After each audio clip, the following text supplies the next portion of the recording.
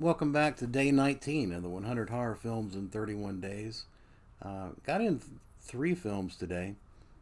First up is 1944's Curse of the Mummy. I finished the Mummy set.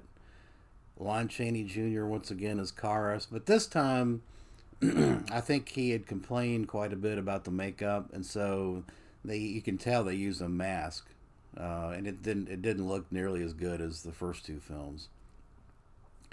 I remember somebody saying that they were interviewing Lon Chaney Jr. and he was asking they were asking him about his portrayal of the Mummy, and he was like, I don't know why people want to see these movies.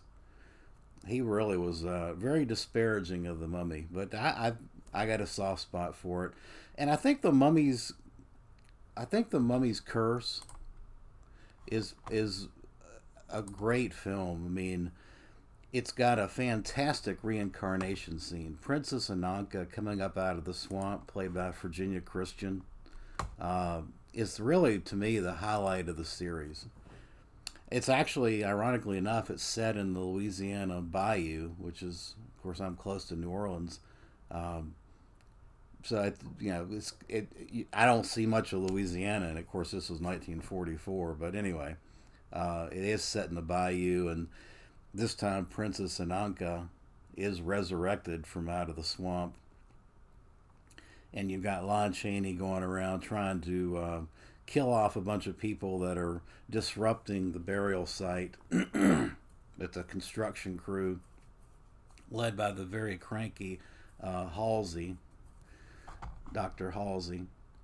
The ending of this one is great. I mean, they end up having this big battle in in a castle, a ruined castle, and the whole thing kind of crumbles down on top of them. Good stuff. Like I say, Lon Chaney is great. He's very powerful in The Mummy. I give this a 7 out of 10. It's fun, fun film. Leslie Goodwin directed it, although I don't know what else that person did. I mean, other than just a bunch of B programmers. Um, Certainly, I don't know any of other horror directing that person did. All right, let's go back up here. I actually got into. I've been hearing a lot about Fear Street, and so I did watch 1994's Fear Street. There's apparently three films on Netflix. Fear Street '94. There's one for the '70s, and then I think one in the 1600s. Basically, you've got a witch that's come back to terrorize basically a bunch of kids. Uh, it's kind of a retro slasher with a bunch of supernatural elements. It's got a heavy dose of Stranger Things in it.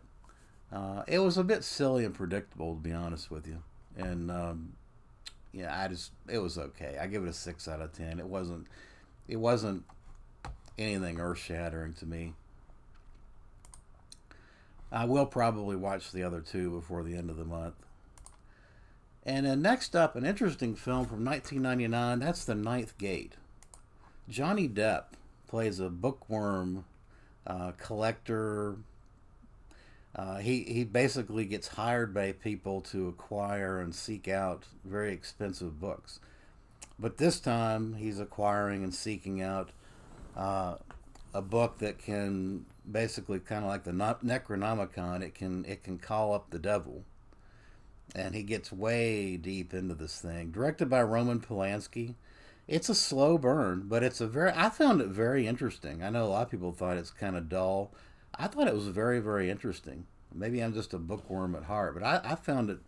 There was a lot of time. It's over 2 hours long, and there's a lot of time spent, of course, reading passages of this satanic book and trying to connect the dots of what's going on with the guy that wants this book. And there's actually two other players involved in this. There's actually three books, and it's the same book, and they're trying to figure out which one is the real deal or not.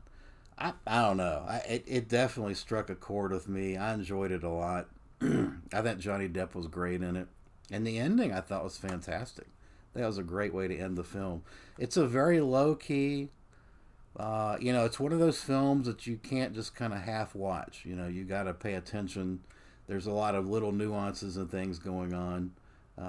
Yeah, I enjoyed it. I thought it was fantastic.